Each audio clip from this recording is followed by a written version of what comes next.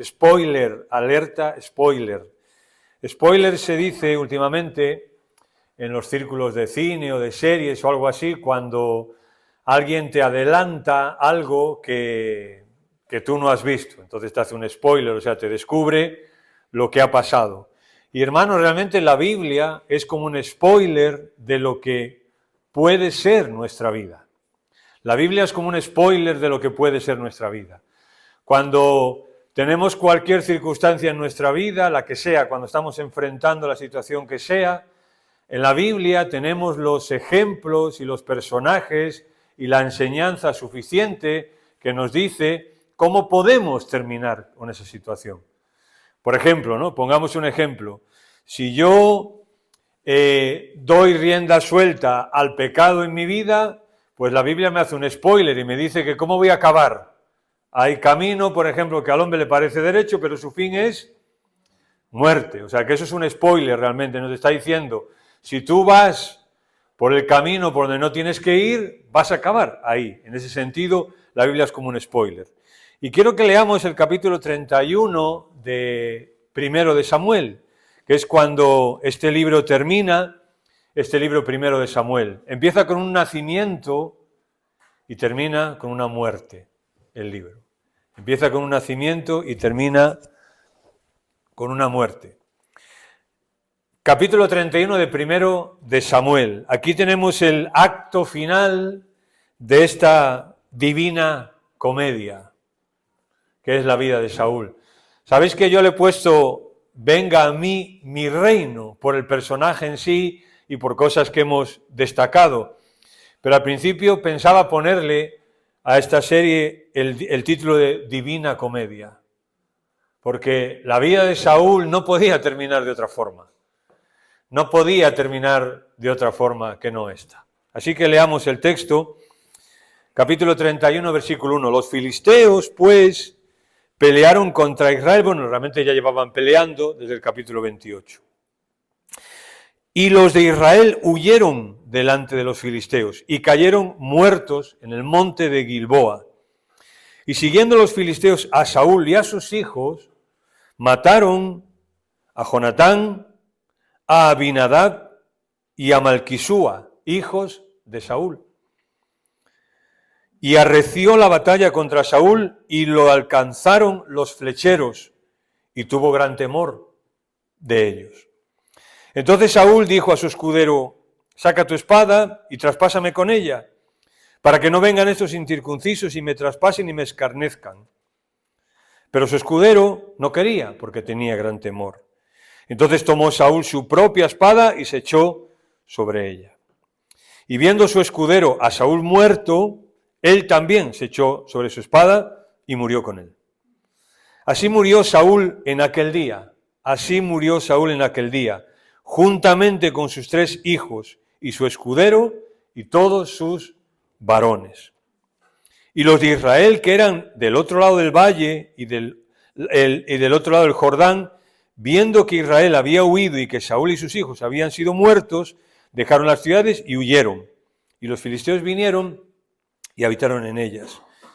Aconteció al día siguiente que viniendo los filisteos a despojar a los muertos, hallaron a Saúl y a sus 3 hijos tendidos en el monte de Gilboa, y le cortaron la cabeza, y le despojaron de sus armas, y enviaron mensajeros por toda la tierra de los filisteos para que llevaran las buenas nuevas al templo de sus ídolos y al pueblo.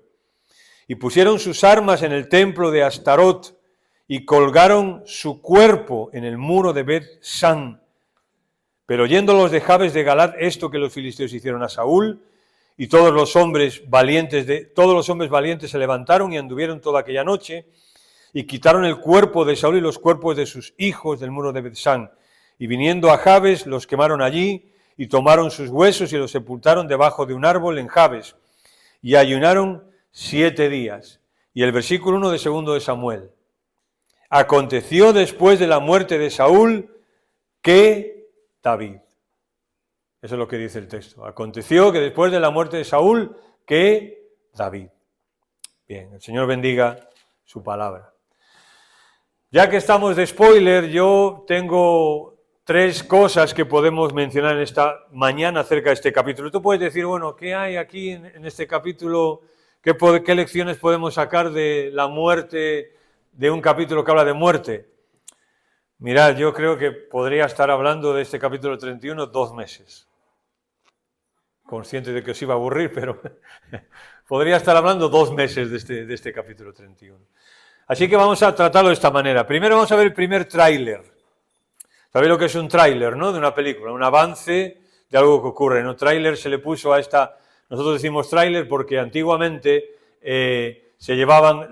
antiguamente, ahora todavía, se llevan los tráiler atrás como un anticipo, ¿no?, de lo que hay. Por eso se le llama así en inglés. Pero bueno, el primer tráiler es Dios es soberano. Ese es el primer tráiler que podemos ver. Dios es soberano. En el versículo 3 hemos leído que arreció la batalla contra Saúl y lo alcanzaron los flecheros.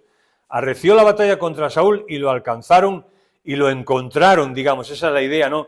Las flechas que lanzaron los filisteos salieron y le alcanzaron y lo encontraron allí precisamente donde estaba Saúl.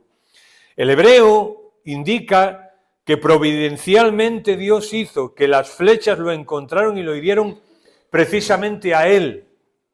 Esa es la idea, ¿no? Los arqueros están tirando las flechas y precisamente una flecha cae en Saúl, precisamente a él. Dice que esa flecha lo alcanzó. Evidentemente, Dios es soberano y Dios está permitiendo que Saúl en esta última batalla, para él, sea alcanzado por una flecha. Así lo destaca, ¿no? Y es curioso porque Saúl muere aquí. Y si tú piensas en David, por ejemplo, David tuvo muchos años de dificultades, de problemas, de escapar de Saúl, y sin embargo nos dice que después de Saúl, David queda vivo para empezar su reino. Y sin embargo Saúl, años de comodidades y de perseguir y de estorbar, sin embargo muere. O sea, el pasaje es una contradicción, el pasaje es un contraste.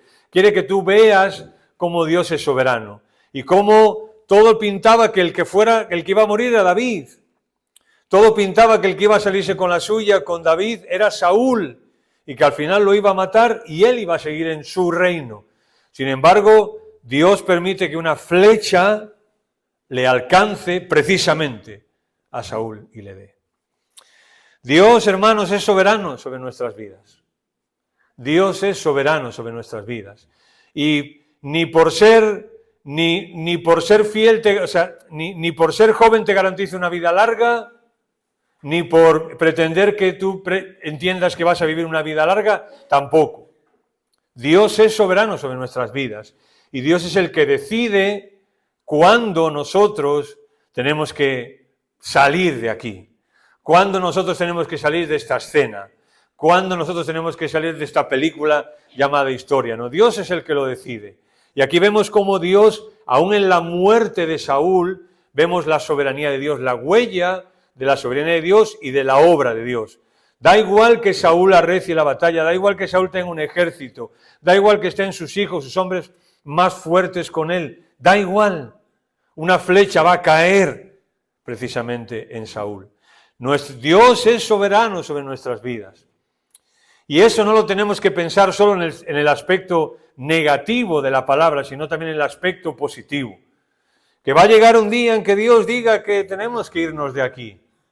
Que va a llegar Dios un día en que tenga que intervenir en nuestra vida de la forma que tenga que hacer. Pues bendito sea su nombre. Porque Él es el que decide y nuestras vidas están seguras en sus manos. Aun cuando Saúl intenta rebelarse, intenta luchar, lógicamente no intenta defenderse de los filisteos. Llega una flecha a él y ya está Saúl. Hasta luego. Dios es soberano sobre nuestra vida. Y hasta que Dios no permita que algo nos alcance, somos invencibles. Dios es soberano sobre nuestra vida y hasta que no permita que algo nos mate, somos inmatables. No, inmortales es otra cosa. Inmatables. Vamos a inventarnos la palabra. Mirar, ¿por qué hablamos de esto que Dios es soberano? Porque ocurrió tal y como Dios lo había dicho. ¿Recuerdas que Saúl, esto no lo hemos tratado, cuando Saúl consulta a la divina de Endor y viene Samuel a hablar con él? ¿Qué le dice Samuel? Capítulo 28, versículo 19. Jehová entregará a Israel también contigo en manos de los filisteos, y mañana estaréis conmigo, tú y tus hijos. Y Jehová entregará también al ejército de Israel en manos de los filisteos. O sea, lo que aquí está ocurriendo es exactamente lo que Dios le había dicho a Saúl que iba a ocurrir. Y da igual que Saúl se escape, da igual que Saúl se defienda, da igual que Saúl esté ganando la batalla o perdiéndola, le esté yendo mejor o peor. Dios ha dicho que Saúl mañana va a estar muerto. ¿Y cómo va a estar Saúl? Muerto mañana. Así que Dios, en primer lugar, el primer tráiler es que Dios es soberano y que nuestra vida está en sus manos, que Él es el que decide dónde, cuándo, cómo y por qué, que Él es el que lleva nuestra vida adelante, que Él es el que va, ahora lo vamos a ver, que Él es el que permite todas las circunstancias en nuestra vida, que como decimos nosotros, que se rodee, es que esto se rodeó así y ocurrió, no se rodeó así. Esto fue algo que Dios hizo. Y aun estando sano o estando enfermo, por ejemplo, como Mario, Dios es soberano. Y estando en más dificultad o en menos, Dios es soberano. Y teniendo más dinero o menos, Dios es soberano. Y nuestras vidas están en sus manos y ese es un principio al que tenemos que aferrarnos siempre.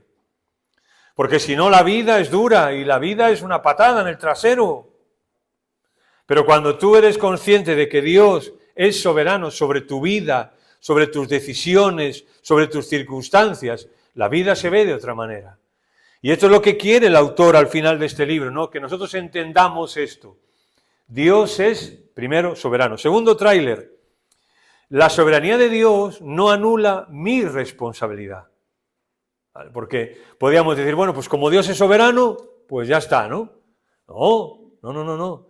La soberanía de Dios no anula mi responsabilidad. Saúl se suicida. Y esto se ha hablado mucho del suicidio, yo quiero simplemente mencionar algunas cosas. Para el judío, el suicidio era un pecado gravísimo. De hecho, la historia nos cuenta que cuando el general Tito, en el año 70, cuando Herodes rodea Masada, la fortaleza de Masada, las afueras de Jerusalén, pues allí los judíos suben y se van matando primero los hombres matan a las mujeres y luego se matan entre ellos hasta que quedó solo uno que se tuvo que suicidar él mismo, cuando ya el general Tito al final entra en la fortaleza. Era un pecado gravísimo para ellos. Ahora, no se menciona nada del alma de Saúl en el pasaje. No se menciona nada del alma de Saúl. Solo se menciona que su cuerpo murió traspasado, lo colgaron, le cortaron, todo lo que no menciona nada del alma de Saúl. De hecho, cuando Samuel va y habla con él, Samuel le dice, tú y tus hijos hoy estaréis conmigo. Y aquí hay dos visiones, ¿no? Hay quien cree que Saúl realmente no era un cristiano, no era un hijo de Dios y que por lo que hizo se fue al infierno, digamos, ¿no? Pero Samuel dice, hoy estarás conmigo. Además, si fuese cristiano, si era hijo de Dios, ¿qué dice Romanos 8.1? Ahora pues, ninguna condenación hay para los que están en Cristo Jesús. ¿El suicidio es un pecado? Pues claro que sí, pero no, solo hay un pecado en la Biblia que nos menciona que no puede ser perdonado, solo hay uno, no creer en Cristo. Cuando una persona no cree en Cristo y se muere, ese pecado en sí de no creer en Cristo es el único que a esa persona la lleva al infierno, porque no ha creído. Pero los demás pecados, cualquiera, entiendo yo que son cubiertos por la sangre de Cristo. Lo que hizo realmente no fue un acto de valentía, sino, una vez más, fue un acto de egoísmo, el que hace Saúl. No fue por baja autoestima, como pasa a veces, hay personas que por baja autoestima se quieren suicidar. No es este el caso, todo lo contrario. Saúl no era una persona que era de baja estima, era orgulloso. ¿Y qué ocurre? Pues lo heroico hubiese sido seguir luchando hasta las últimas consecuencias. Era lo que había sido llamado a luchar. Y si una flecha y un filisteo lo tenía que matar, pues morir en la batalla, como tenía que morir una persona, un rey de Israel. Pero él está demostrando una vez más su egoísmo. Fue el acto del rechazo final contra el Señor, este acto. No es que este acto fuera un hecho aislado. Saúl hacía mucho tiempo ya que había rechazado al Señor. Y aquí hay un último acto donde vamos a ver que él lo hace lo mismo. Mirad, en la Biblia se menciona 6 veces el suicidio. Aquí os lo pongo directamente. Saúl, su escudero, Abimelech, jueces, Aitofel, segundo Samuel, Zimri y Judas. Estas son las personas que la Biblia nos habla de que se suicidaron. Y la soberbia y el orgullo es lo que caracteriza a los 6 cuando lo ves, ¿no? Cuando analizas cada uno de estos personajes, es la soberbia y el orgullo lo que al final hace. ¿Y qué ocurre con el suicidio? Pues que es un pecado irreversible. Cualquier otro pecado tú lo cometes o yo y podemos arrepentirnos. Pero el suicidio, si lo cometemos, es irreversible, o sea, no hay vuelta atrás. Te mueres y ya está, se acabó, ¿no? No hay vuelta atrás, no te puedes arrepentir. Oh, no, me he arrepentido. No, ya estás muerto, ya está. Por eso en el sentido de que es irreversible. Pero quiero avanzar rápido. Tercer tráiler. El precio de vivir lejos de Dios. Primero, ¿cuál dijimos que era el primer tráiler? ¿Cómo? Dios es soberano. El segundo, la soberanía de Dios no anula mi responsabilidad. Tercero, este capítulo es el resumen del precio de vivir lejos de Dios. Lejos de Dios. Mirad, Saúl aquí se mata a sí mismo, ¿sí? Pero es que Saúl llevaba muchos años ya intentándolo.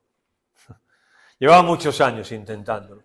Muchas circunstancias en su vida resistiendo, cuando le toco se cambia eso, resistiéndose a la voluntad de Dios, a los planes de Dios. Dios le dio muchas oportunidades. Nunca se llegó a arrepentir. Hasta 5 veces en la historia de Saúl vemos que se arrepintió y que él lo expresa.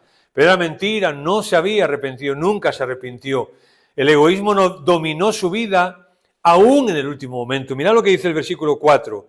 Le dijo a su escudero, saca tu espada y traspásame con ella, para que no vengan estos incircuncisos y me traspasen y me escarnezcan.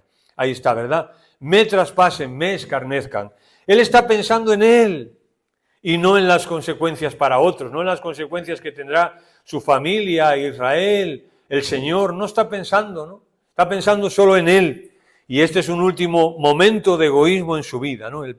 Así no tenía que morir, él lo sabía perfectamente. Pero es que ni en su muerte se somete a la providencia de Dios.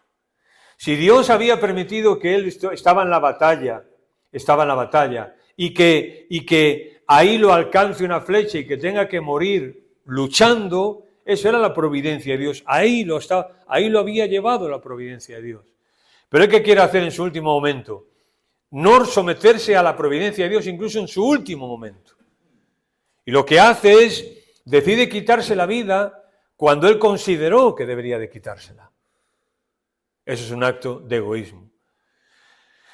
Que él está consciente en su último momento también es una muestra de la gracia de Dios hacia él. La flecha podía haberle pegado en la cabeza y morir al instante. Sin embargo, Saúl, él siente que está gravemente herido y está en sus últimos momentos de su vida, ¿no? Bien, este era el momento para arrepentirse, ¿no? Este era el momento para pedirle al Señor perdón por lo que había ocurrido en su vida. Para decirle tal vez, bueno, Señor, aquí estoy, yo mismo me he traído hasta aquí. Y mis circunstancias y mis decisiones me han traído hasta aquí y a esto. No. Saúl una vez más está pensando en él y después en él. Tuvo una última oportunidad de confesarse y arrepentirse. De confesar y arrepentirse. Pero vemos que no lo hizo. No lo hizo. Parecido, ¿verdad? Situación parecida a los 2 ladrones en la cruz. Donde uno de ellos sí se arrepiente y le dice al Señor, Señor, acuérdate de mí cuando vengas en tu reino. Pero otro, aún allí en la cruz, estando tan cerca de la muerte y todas las circunstancias, no se arrepiente, ¿no? Sino que aún encima está pensando en él y acusando a Jesús e insultando a Jesús aún encima. Ya en Endor, Dios se lo había dicho a través de Samuel. Mañana Vas a morir, Saúl. Piénsalo. Imagínate que Dios hoy a ti y a mí, o sea, yo lo estaba pensando, no sé si somos capaces, supongo que sí somos capaces de pensar esto, ¿no? No es tan difícil. Que Dios te dice, hoy son las 11:30 de la mañana, y Dios te dice ahora, mañana a las 11:30 de la mañana te va a morir, ¿no? ¿Qué haríamos si Dios nos dijera eso? ¿Qué es lo natural que haríamos? Pues, digo yo, al menos yo, ¿no? Pues ponerme a cuentas con Dios de cualquier cosa que yo pueda tener por ahí o pueda dudar. Señor, muéstrame si hay algo, Señor, yo quiero irme en paz, tranquilo, que he arreglado las cuentas contigo, no sé, ¿no? Intentarías hacer eso, ¿no? Sobre todo, digo yo, que arrepentirte y prepararte para ese momento. Saúl no. Saúl actúa como las otras veces actuó, cuando Dios le dijo algo, como si nada. Cuando Samuel le dice a Saúl, Saúl, te quito el reino a ti, se lo di a otro. Locamente has hecho, Saúl. ¿Y qué hace Saúl? Sigue con su vida como si nada. Y aquí igual, mañana vas a morir, Saúl, sigue como si nada. Tal vez pensando como Sansón, el cual pensaba siempre que se iba a escapar una última vez, que se iba a librar una última vez. Y al final los filisteos lo apresan y dice, porque no sabía, pensaba que se iba a escapar una última vez, pero no sabía que el Espíritu de Dios se había apartado de él. El versículo 8 es muy interesante. Aconteció al siguiente día que viniendo los filisteos a despojar a los muertos, hallaron a Saúl y a sus 3 hijos teñidos en el monte Gilboa. Mirar, al día siguiente, en este pasaje es una cosa muy importante, al día siguiente. ¿Por qué? Por ejemplo, aparece la misma frase, aparece en el capítulo 5 de 1 Samuel, versículos 3 y 4, cuando los filisteos se encontraron con lo que Dios había hecho a Dagón. Dice que al día siguiente y pasado un día llegaron al templo y Dagón estaba tirado y con la cabeza. Se encontraron con lo que Dios, no ellos, habían hecho aquella estatua de Dagón. Y ahora aquí vuelve a usar la misma frase. Aconteció que al siguiente día. Es decir, ahora se vuelven a encontrar con lo que el Señor ha hecho, no ellos.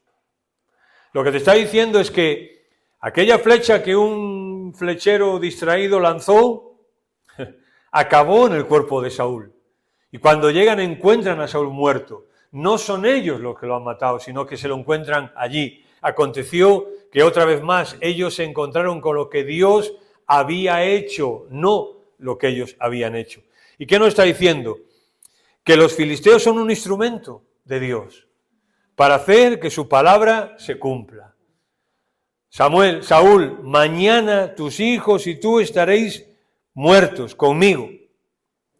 ¿Y ahora qué ocurre? Que los filisteos son un instrumento de Dios para que se cumpla la palabra. Tirando las flechas y ahora llegando hasta el cuerpo de Saúl.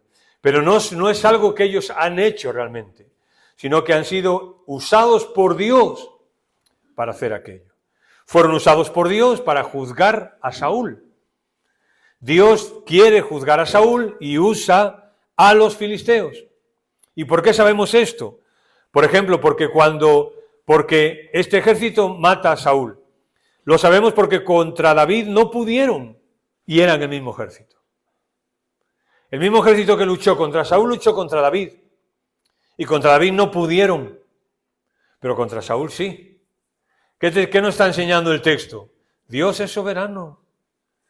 Y Dios usa, mirar, toda persona en este mundo, sea cristiano o no, es un instrumento que Dios usa para hacer su voluntad y su plan eterno. Todos. Aun cuando veamos a veces en las noticias y en la historia, sabemos tantas cosas, ¿no? Imagínate, los judíos con Babilonia, cuando Nabucodonosor viene y se lleva a los babilonios, se lleva a los judíos al exilio. El libro de Daniel, allí Dios habla a un chico y le hace un spoiler también. Y a un chico como Daniel, a un jovencito, le muestra una estatua con los 4 reinos más importantes hasta el Imperio Romano. Daniel, esto va a pasar. Este reino se va a caer, este se va a levantar, este se va a caer, este se va a levantar, este se va a caer y este se va a levantar hasta que venga el Mesías príncipe. Y todo aquello ocurrió. Y eran gobiernos sanguinarios y reyes despiadados.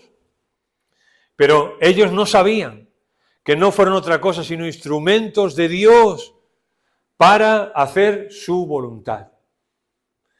Aún las personas, aún los tiranos son instrumentos de Dios para cumplir su plan. Aún las circunstancias que Dios permite en tu vida y en mi vida son instrumentos de Dios para cumplir su plan. Sean cosas buenas o cosas malas, sean personas buenas o personas malas, circunstancias buenas o circunstancias malas. Dios está por encima de todo esto. Y como hemos dicho yo, la Biblia nos muestra un spoiler. La Biblia es un spoiler de lo que puede pasar en nuestras vidas y cómo Dios obra. Y Dios aquí nos dice que Dios es soberano sobre las circunstancias. La que sea, Dios es soberano. Ahora, como hemos dicho, la soberanía de Dios no anula mi responsabilidad, porque lo que estamos viendo ahora es las consecuencias de vivir lejos de Dios. ¿Qué hacen con Saúl? Versículo 9. Y le cortaron la cabeza, y le despojaron de sus armas, y enviaron por toda la tierra a los filisteos para que llevaran las buenas nuevas al templo, y pusieron sus armas en el templo y colgaron su cuerpo en el muro de Beth-san. Lo que hacen es que le cortan la cabeza, le quitan todas sus armas, esa era una costumbre, le quitan las armas, si tenía joyas, ropa incluso, y lo cuelgan. Y no lo colgaban, o sea, antiguamente cuando ellos hacían eso, cuando exponían a una persona públicamente, no hacían como hoy en las funerarias, que hasta te ponen un traje y te maquillan y todo, no. O sea, te colgaban desnudo, sin cabeza y desnudo te colgaban. Y ahí está ocurriendo esto, ¿no? Y es interesante que primero de Samuel, este libro, menciona varias veces esta circunstancia. Por ejemplo, la estatua de Dagón, Dios le corta la cabeza a la estatua de Dagón. Goliat, David le corta la cabeza a Goliat. Y Saúl, los filisteos le cortan la cabeza a Saúl. Ahora, ¿por qué le cortan la cabeza a Saúl? Y hay que ver más allá de lo que era una costumbre de los filisteos y una costumbre bárbara y despiadada. Hay que ver más allá, porque Dios está permitiendo esto. Ha hecho que los filisteos lo alcancen y lo maten y ahora se lleven su cuerpo. Digo yo, el Señor trató a Saúl igual que trató a la estatua de Dagón y a Goliat. Está tratando igual el cuerpo de Saúl que trataron a la estatua de Dagón y el cuerpo de Goliat. Trató al mismo nivel que al filisteo que desafió a Dios. Dagón era un ídolo, un dios falso que desafiaba a Dios. Goliat fue un hombre que desafió a Dios y al ejército de Israel, y Dios los humilló a los dos. Y ahora aquí tenemos a una persona que, aunque sea el rey de Israel y sea parte del pueblo de Israel, de Dios, es una persona que en su vida ha desafiado a Dios, Saúl.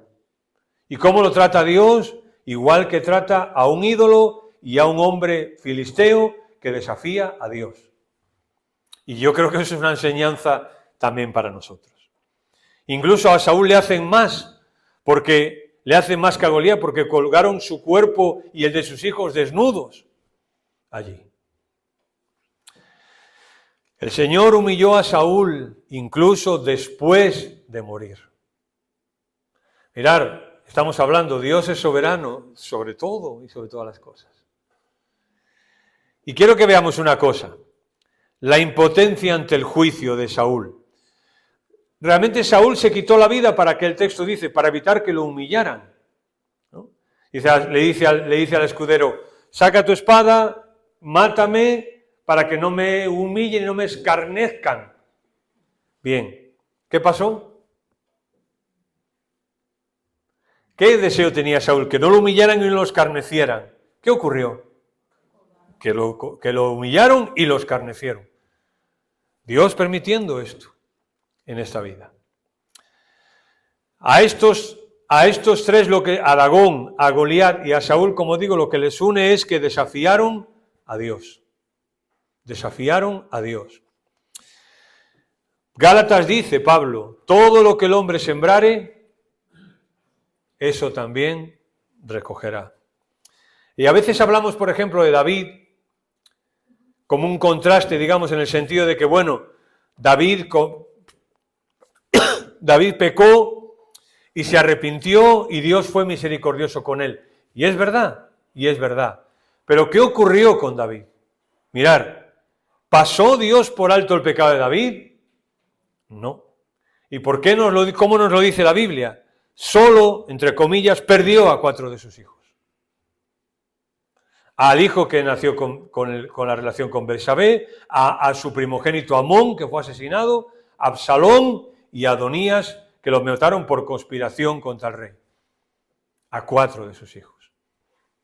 Dios humilla también a David en este sentido. Y Dios le dice, mira David, yo te voy a perdonar la vida, pero la espada no se apartará de tu casa. Y este capítulo 31 de Samuel yo creo que es una advertencia para todos nosotros, ¿no? En que de Dios nadie se burla. No podemos burlarnos de Dios. No podemos esquivar a Dios. No podemos evitar cuando Dios quiera hacer algo con nosotros, lo que sea. No lo podremos evitar. Haremos lo que sea, nos esforzaremos, removeremos Roma con Santiago. Olvídate. Spoiler. Dios siempre gana. En mi vida y en la tuya, Dios siempre gana. Él no pierde una batalla, no pierde un razonamiento, no pierde una oportunidad, no pierde un propósito. Job dice, ¿acaso le podremos atribuir a Dios despropósito alguno? Y Dios nos da un día más hoy de vida, ¿no? ¿Para qué? Pues para que vayamos a Él, ¿no? Su trágico final empezó por cosas pequeñas realmente. O sea, aquí es una divina comedia, es una tragedia lo que ocurre. Pero cuando vemos a Saúl, vemos que las cosas empezaron por pequeños detalles. Y eso fue creciendo, lo hemos visto en la vida de Saúl. Y al final Satanás usó y avivó sus defectos como persona contra él. ¿Por qué? Porque él se abrió. Y mirad, hay una cosa muy interesante y es que los psiquiatras, sean cristianos o no, cuando tratan con personas que se han intentado suicidar y no lo han conseguido, preguntan, y hay muchos libros, por ejemplo, hay un libro de Víctor Frank, La presencia ignorada de Dios, donde se muestra esto ahí, que dice que escuchan una voz. La persona que se quiere suicidar, normalmente cuando cuenta, y no ha sido capaz, ¿no? Y lo cuenta a su psiquiatra, normalmente dice que ha escuchado una voz que le ha dicho, tírate, o córtate las venas, o haz esto. Normalmente los psiquiatras dicen eso, que en una inmensa mayoría las personas dicen eso, que yo escuché una voz que me estaba diciendo esto. Bueno, no sé, ¿qué ocurre con Saúl? Saúl se abre a consultar a Satanás, ¿no? Se abre, tapa los oídos a la voz de Dios y abre sus oídos a otras voces. ¿Qué podía salir mal? ¿Qué podía salir mal? Y la voz de Dios es tan importante, ¿no? Por eso Juan, en un sentido, el jueves también nos estaba hablando, ¿no? De la palabra de Dios, de escuchar, de seguir escuchando su voz cada día. Porque como cerremos esto y desintonicemos esto, pues Satanás es astuto y Satanás, dice Pablo, que se viste como ángel de luz. Y Satanás nos puede engañar. Satanás nos puede engañar a hacer algo pensando que es la voluntad de Dios y no es. Es peligroso, claro que sí. Por eso tenemos que estar alerta. Que dice Jesús, dice, velad y orad para que no entréis en tentación. No cuando entréis en la tentación, ya cuando estéis en la tentación ya has escuchado la voz de Satanás, olvídate. Pero dice que hacemos de hacerlo para que no entremos en la tentación. Ironía divina, ¿verdad? Aquel que había lanceado a otros acaba lanceándose a sí mismo. No sé si esta también es otra palabra que me he inventado ahora mismo, pero Saúl, aquel que había tirado la lanza contra otros para intentar matarlos, a David, ¿cómo acaba? Él mismo. Es ironía, ¿no? Es trágico todo esto que está ocurriendo. Saúl le abrió la puerta a Satanás. ¿Y es ahora esto consecuencia? Pues creo que no nos equivocaríamos mucho si dijéramos que esto es consecuencia de cómo se abrió en su vida Satanás. Efesios 6 dice que hay una lucha espiritual, una guerra espiritual en nuestra vida. Y si Satanás gana la guerra, ¿qué tendremos? Pues tendré una vida entregada a pecados y a hábitos. Eso es lo que vamos a tener. Satanás ganó la lucha hacía mucho tiempo en la vida de Saúl. ¿Y qué tenemos en los últimos años de su vida de Saúl, de la vida de Saúl? Pecados y hábitos pecaminosos, hasta que llegamos aquí, que se mata. Aunque vengas en la iglesia, aún te subas al púlpito, cristianos, tú y yo, pongo, que viven años en el mismo pecado y no pasa nada. Saúl estaba intentando evitar su pecado, escapar de Dios, venga a mí mi reino, y Dios persiguiéndole, diciéndole, Saúl, esta es otra oportunidad que yo te doy, y otra vez la desperdiciaba, y otra vez, hasta que al final, pues acabó como acabó. ¿Y cómo acabó? ¿Cómo acabaremos? Pues llegamos a ser reyes locos de nuestro reino. Porque aquí vemos un hombre que está manejando el reino a su antojo, como le da la gana, como quiere, pensando en él y en él. Yo, mí, me, conmigo. ¿Y qué acabamos? Pues como acabamos. Y esta es una advertencia para nosotros, ¿no? De que necesitamos vivir vidas que le agraden al Señor. Necesitamos cuidar nuestro corazón. Sus actos hicieron que se alejara de Dios y que silencio. Y el texto, él dice varias veces, es que le he consultado a Dios y Dios no me ha respondido. No me ha respondido. Esto es una situación trágica también, ¿verdad? Una persona que está rechazando a Dios con su vida, con sus actos, y que aún encima le pide a Dios que Dios le diga, y Dios dice, no, ya está, se acabó. Y él reconoce que no, Dios no le habla, silencio, y entonces ¿qué? Pues ahí empezó a escuchar otra voz, y a querer consultar a las adivinas, que las había matado. Es que Saúl sabía perfectamente que eso no iba de acuerdo a la voluntad de Dios, porque él mató a todas las brujas y a todas las adivinas, las mató. Pero él sí.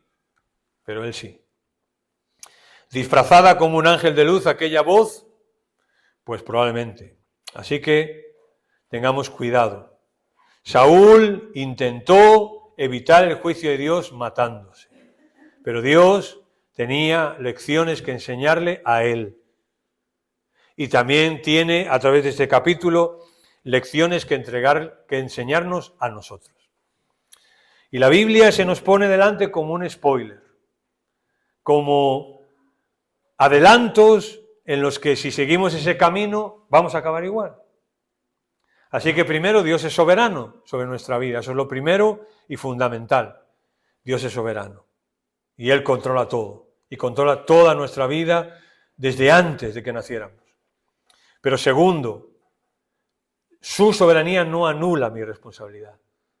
Porque el hecho de que Dios es soberano quiere decir que te va a cuidar y no te va a permitir nunca nada. No. Porque cuando yo me equivoco, sufro las consecuencias. Y tercero, lo que es el final de una vida alejado de Dios. Y el libro de Samuel es como una flecha, usando el mismo ejemplo, es como una flecha que nos estremece al leer este primer libro de Samuel. ¿Por qué? Porque en el libro de Samuel encontramos, el primer libro, encontramos fracasos, traiciones, celos, envidias, persecuciones, huidas, fracaso, muerte. Y es como leerlo y dices, pero ¿cómo puede estar pasando esto? Pero de nuevo, si lo sé leer bien, el libro de Samuel, tengo que pensar, bueno, ¿de qué me está advirtiendo el Señor a mí? Si sé leer bien la vida de Saúl, tengo que decir, si sigo por el mismo camino que Saúl, ¿voy a terminar mejor que él? Probablemente no. Un hombre, un escritor de hace 3-4 siglos, llamaba John Donne. Él escribió varios libros y tal, y hubo uno que escribe un poema, bueno, una parte de este tratado, donde él acababa de tener un sufrimiento físico, estaba al borde de la muerte y se recuperó, bueno, tal.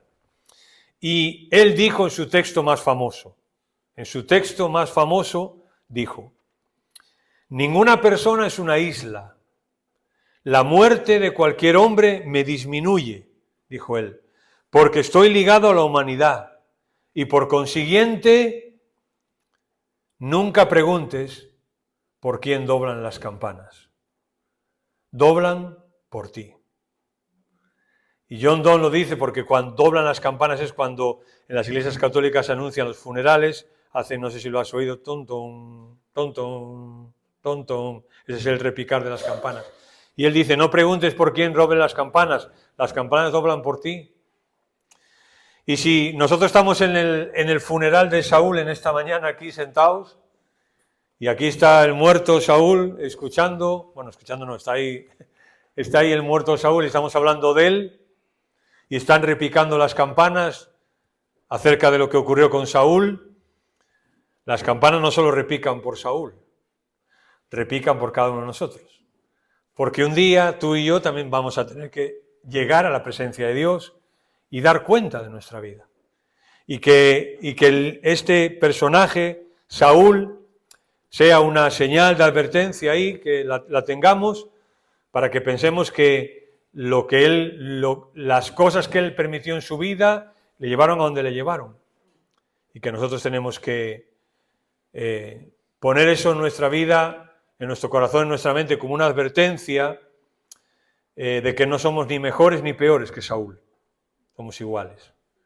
Y todos llevamos un Saúl dentro. Un Saúl que puede rebelarse y desafiar a Dios y tomar un camino equivocado.